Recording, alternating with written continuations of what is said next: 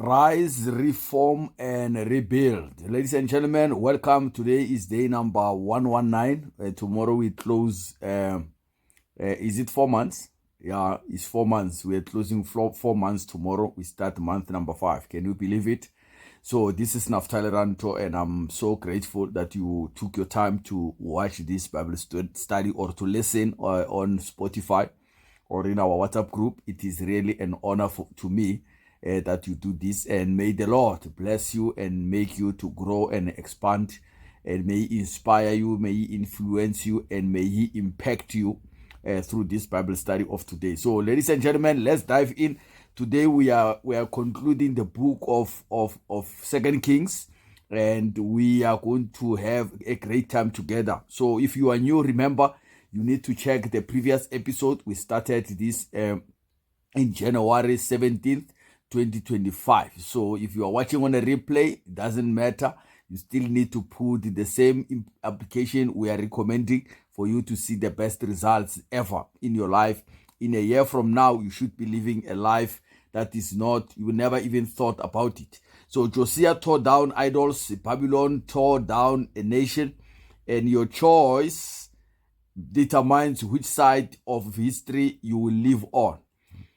Be the change in your family, your city, your finances, and your faith. My goodness. Oh, my God.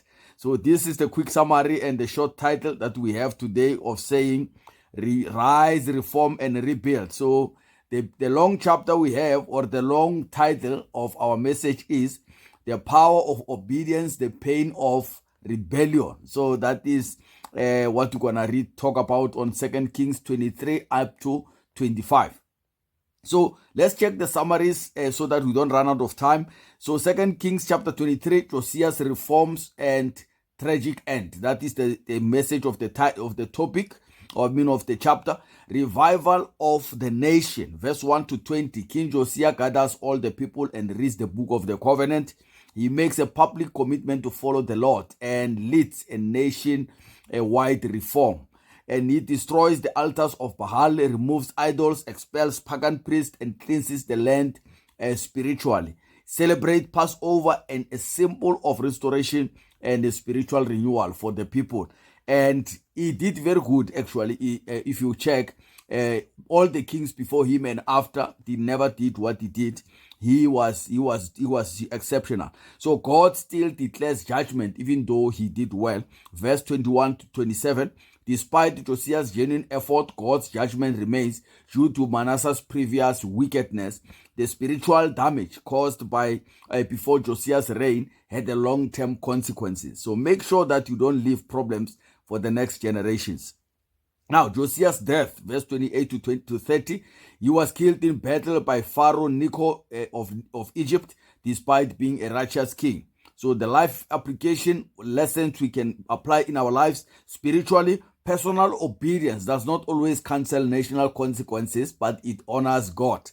And in terms of your family, lead your home in truth, even in the world of or that resists a change, because the world we live in does not need a change. So in terms of health, renewal must begin from the heart, and clean houses physically and spiritually. So clean your house spiritually and physically.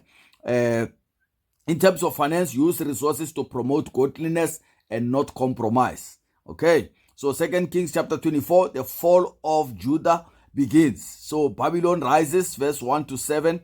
Under Jehoiakim, Judah becomes a vassal to Babylon. Rebellion against Babylon provokes consequences, and God sent raiders from as a form of divine judgment. And continued wickedness, they don't repent even though they see things are not working. Verse 8 to 20, Jehoiakim and Zedekiah continue in evil, and Babylon invades Judah and take treasures and people into exile, including the nobles and the skilled workers were captured. And spiritual and national collapse accelerates. We go forward with high speed. So life application spiritually, rebellion against God opens door to oppression. And family leadership without godly vision leads to destruction. In terms of health, National sin burdens every generation. So break the cycle. Generational cycle must be broken of poverty as we are busy with that. So finance, poor stewardship and rebellion results in loss and captivity.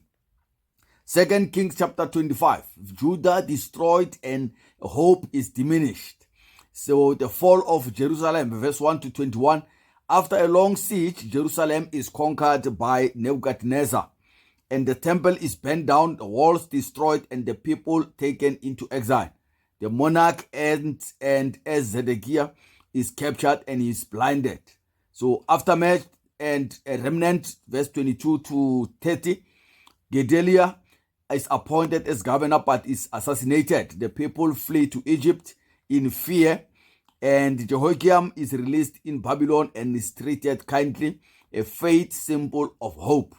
And life application for this chapter spiritually: ignoring God's word brings devastation, and partial repentance is not enough. Partial repentance is not enough.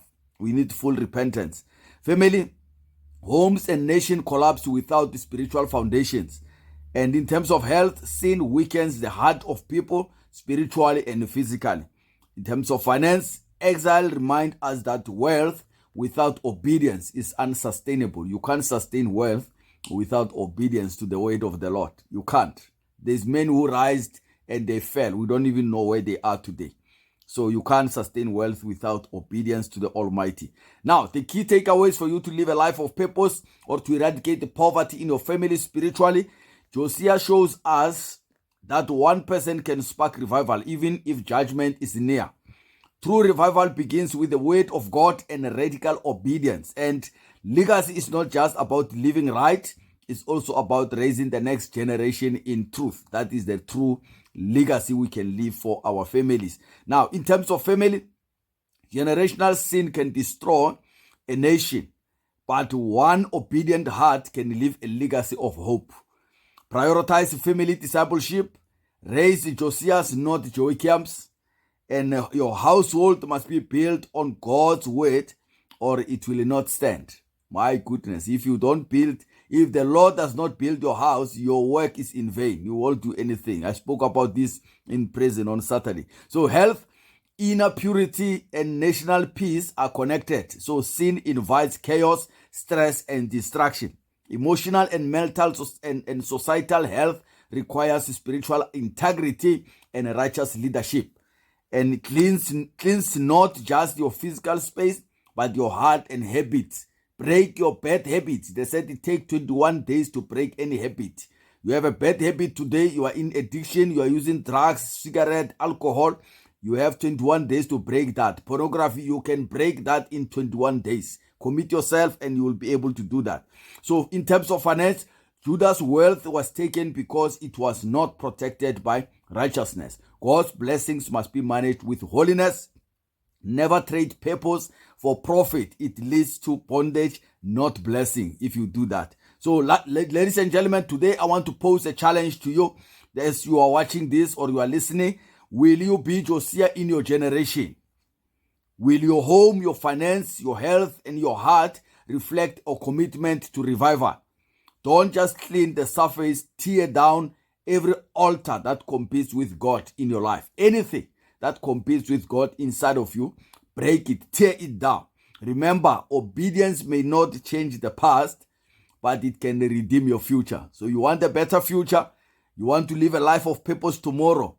Obedience is a key, is a must, is a master key that you need for you to be able to live or to have a better future tomorrow. The Lord is good to those who are obedient to Him. So make sure that you don't misplace yourself. When He calls you and say, Lord, where are you, Naftaly? He should find you where He left you. Don't be misplaced by the devil. Don't be misplaced by the love of money. Don't be misplaced by anything else that is becoming an idol in your life. Because if you do that, you're compromising not just your own life, you're compromising the future of your next generation as well.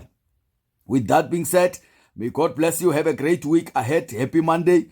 And I wish you all the best. And let's work together. We are in a mission to eradicate poverty. And we are looking for people that are hungry to make it and to make a difference, to impact the lives of others. May God bless you. Have a great day. I salute you all. Bye-bye.